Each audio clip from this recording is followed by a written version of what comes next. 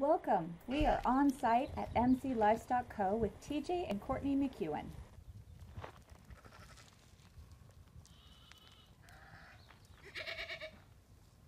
So when we're talking about pups or getting guard dogs, what are we trying to look at, or what variety or species are we look at typically? These are Anatolian Great Pyrenees mix.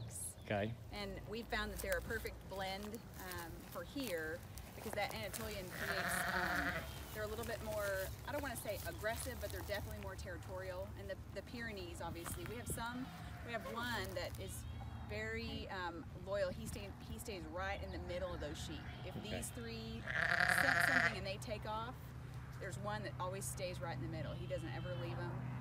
And I know that's probably a lot of the Pyrenees, but that Anatolian in them, they're definitely on point all the time. So again, we have two that we can handle and that are really friendly. They're very cautious of strangers, but usually it's safe if people are with us. They're usually okay with it. This one here is his brother, and he'll come to us, but he will not come to anybody else. Like this one is sniffing you. Right. But right. He won't come up to you. Right. But then we have two that we got them, they were 6 months old, and nobody had handled them really. And so we have never, TJ has touched them one time when we got them, and we can worm them and we can give them their flea and tick through their food because we still feed them every day. But we have not ever laid hands on them.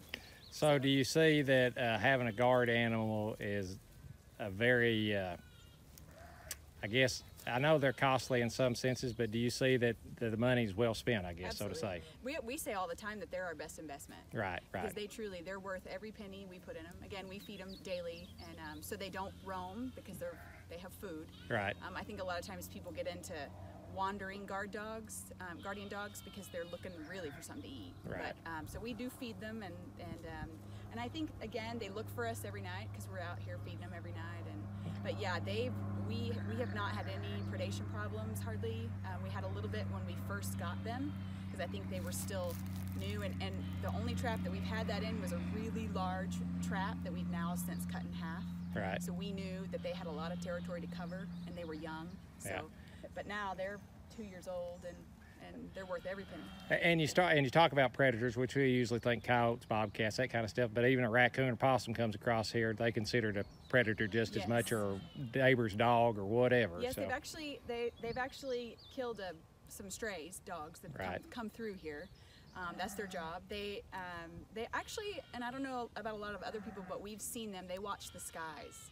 And that one that was just here that I was loving on, he watches, even if there's just a turkey buzzard that flies over, he's barking and running.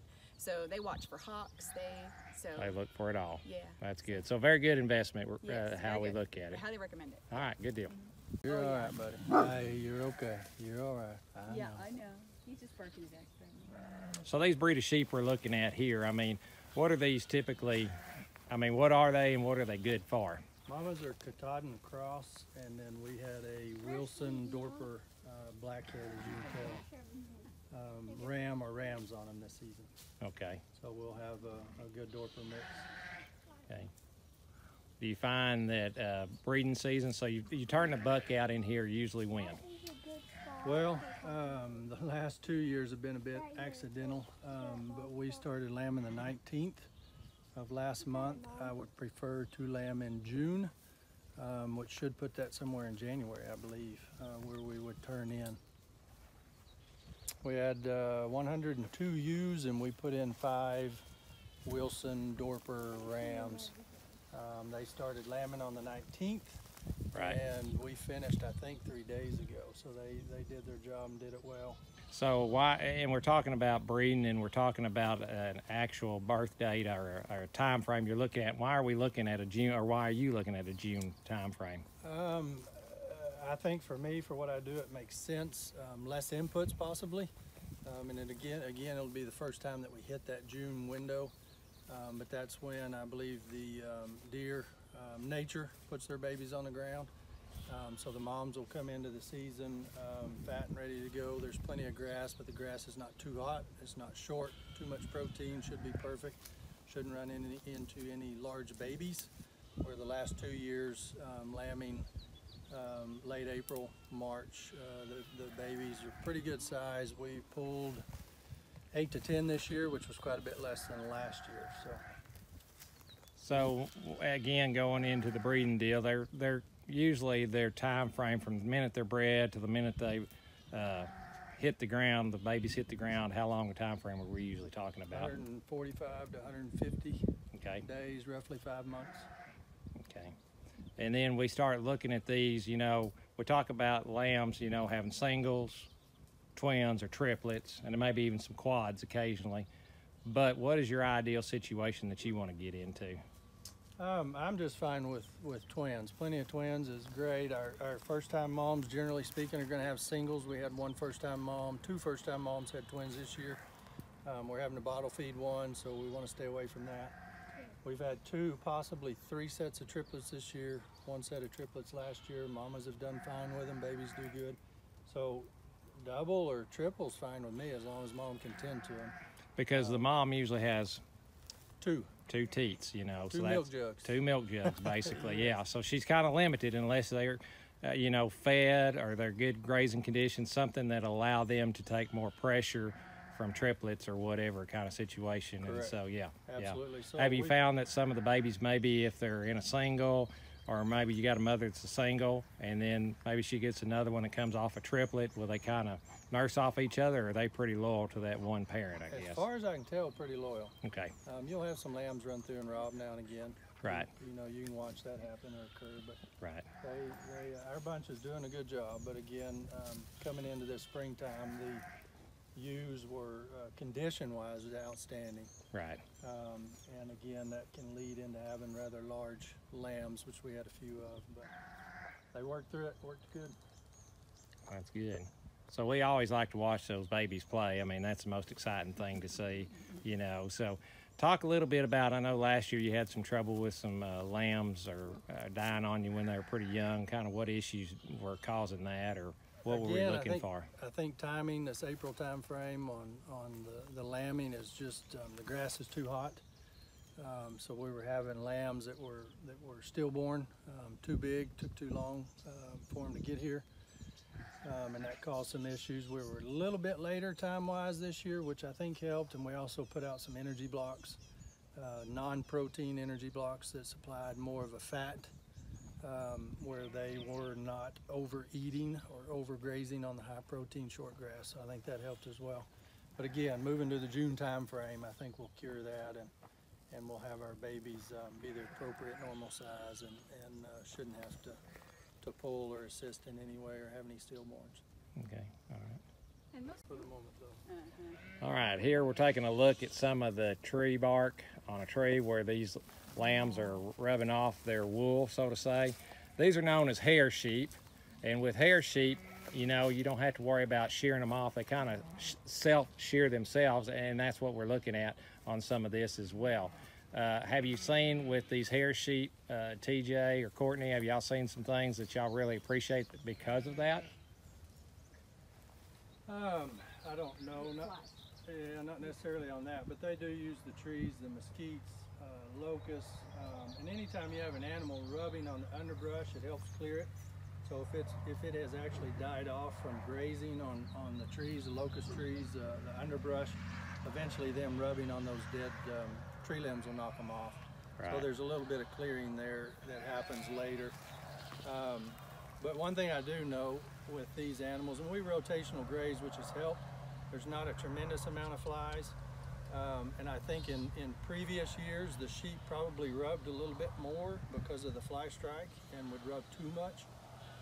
So they're taking their time this year on rubbing the wool caps off and thinning that out, which is nice to see, and we don't have the near the fly strike that we've had previously, and I think that comes with rotation. Right. I think Uno's on the guard. he is. Come see what we're doing. Got another dog looking out for us, I guess, make sure who we're supposed to be out here, and yeah, that's good. That's a good guard animal. So parasite loads in sheep and or goats, and it can always be an issue. I mean, so do y'all look at treating these guys different ways every year? Do you rotate your wormers or your dewormers, or I mean, how do y'all handle that typically? We started doing the dual worming Okay. And we did that last year once out of education from Dr. Reed, I believe is his name, Texas A&M. Right. But also we had the necessity. So we ran into a bit, as I was telling you earlier, in July, as these mamas are nursing singles, doubles, triplets, it puts a stress load on them, and we actually lost a few ewes. So we went in, FAMACHA scored, and we treated a large majority, and we did the double worm, or we did 2 different types of wormer, white wormer, clear wormer. I like to use the valbazen because I know when mine are bred and when they are not.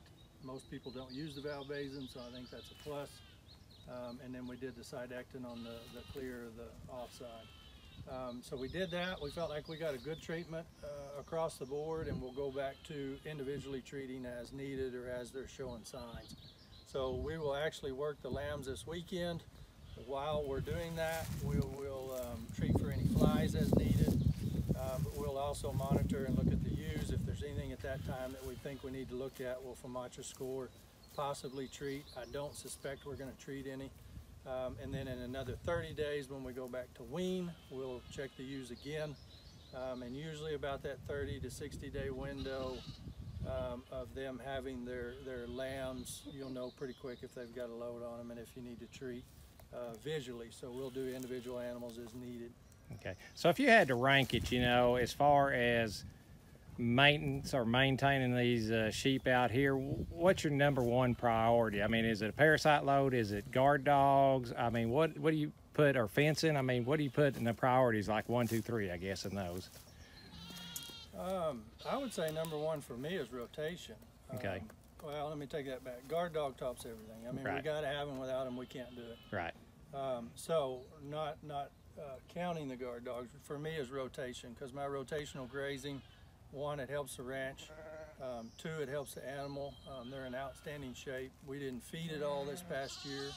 We had to feed last winter a little bit as we worked into that, but they have plenty of variety, always something to eat even through the winter months, and their condition, it just stays excellent, and I'm curious to see what they're going to look like at 60 days of carrying a lamb, and even 90 days, to see how much of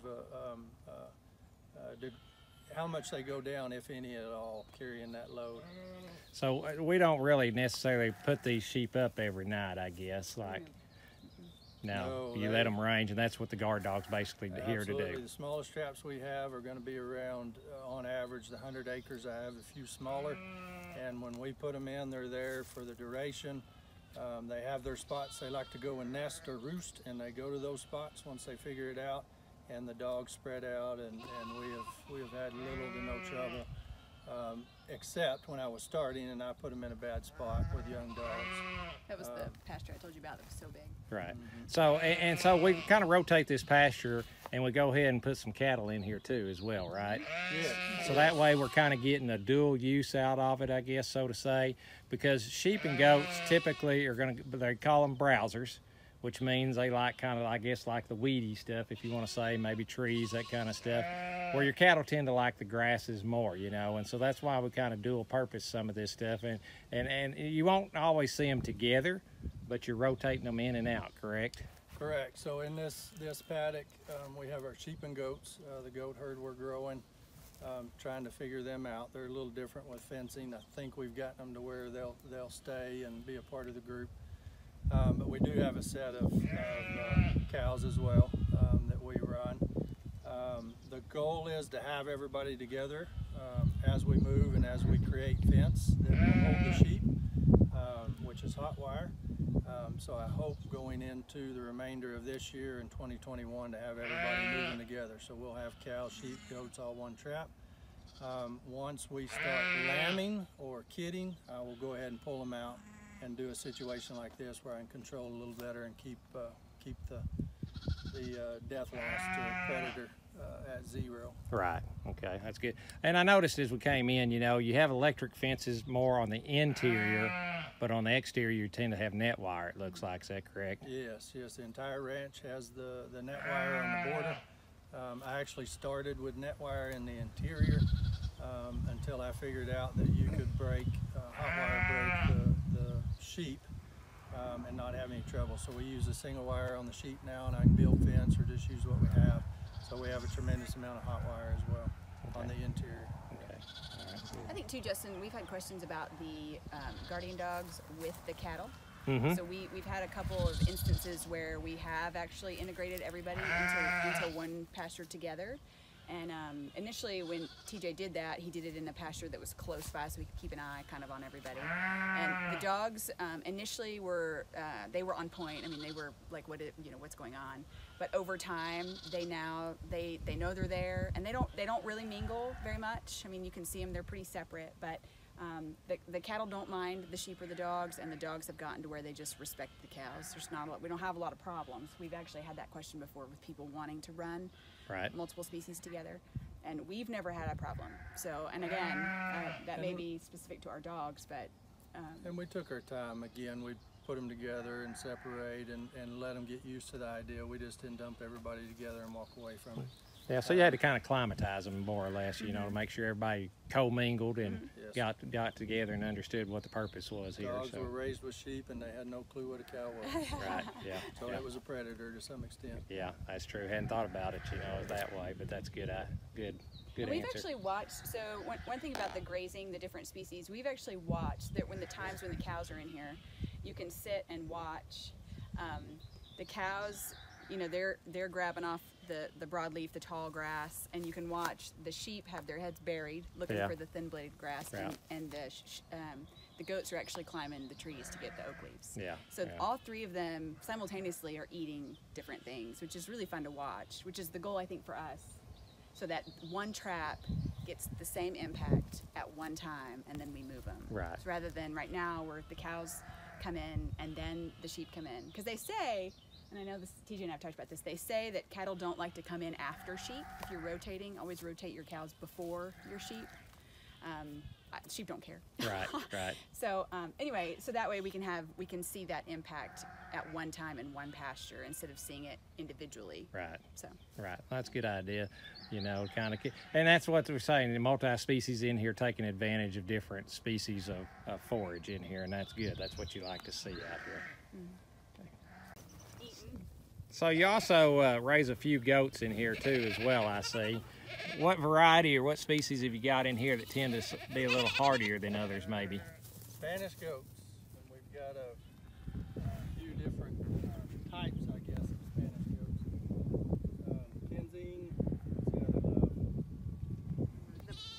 Kinsing, The buck is the Kinsing. Yeah, Kinsing saffron mix, but anyway, they're the Spanish goats. And they that are hardy. Yeah, I was going to say, and are they hardier and maybe a little less prone to parasites as much as some other goats that you may see, such as boar goats? And I'm not knocking any of them, but it seems like a Spanish goat seems to be a little hardier kind of an animal. That is what I am told, but I have no previous experience with goats. Spanish is all I know, and we've again treated them essentially one time and monitor and try and treat as needed, but they visually stay clean, and we sure hadn't had any trouble with them. And they're great moms. Maternally, they're great moms. We've had one that we've had to bottle raise, but it was more of a, I think, a milk issue probably. First time mama. Anything, yep. And they stay with those babies. I mean, they're great. We've never had any, and we haven't lost any to predators. I mean, it's been a good experience as Spanish goats. All right, as we're wrapping up here for TJ and Courtney and their son, just kind of talk a little bit about why we got into the sheep and goat business a little bit. Tell us, you know, we talked about we're rotating around, have 114 head of cattle roughly 104 head of sheep. And so kind of why did you get into the sheep business, so to say? We were leaving forage behind. We wanted to utilize that forage and also do away with harmfuls, locust trees, weeds, those kind of things without managing by chemical. So we started looking at goats and then learned that the sheep were easier to handle. So we actually started with the sheep initially to get full benefit of grazing and browsing, different forages or plants that the cattle won't utilize.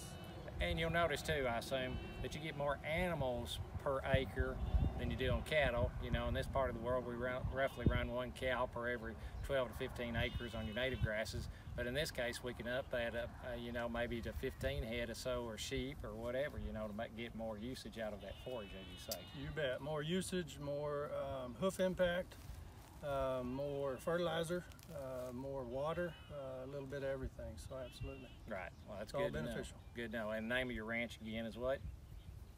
MC Livestock Co. MC Facebook. Livestock Co. Follow us on on Facebook and Instagram. and Instagram. So look them up as well. Maybe get the boy to put a web page together. Maybe we'll have that later on down the line. So if you're kind of interested, you know, I always say visit with some of those folks that have gone through the trials and tribulations. That may save you a year or two of headaches down the road. But, you know, TJ and Courtney, I'm sure, be glad to visit with you. You know, we'll go from there. And if you ever need to get a hold of TJ, he works there at Wellington State Bank there in Bowie as well. So, you know, just get a hold of us one way or the other. We can help you out. And especially I'll lean more towards TJ and Courtney and let them answer those tough questions. Glad to visit. All right. Thank you, And sir. we'd like to end by saying, go Buffs.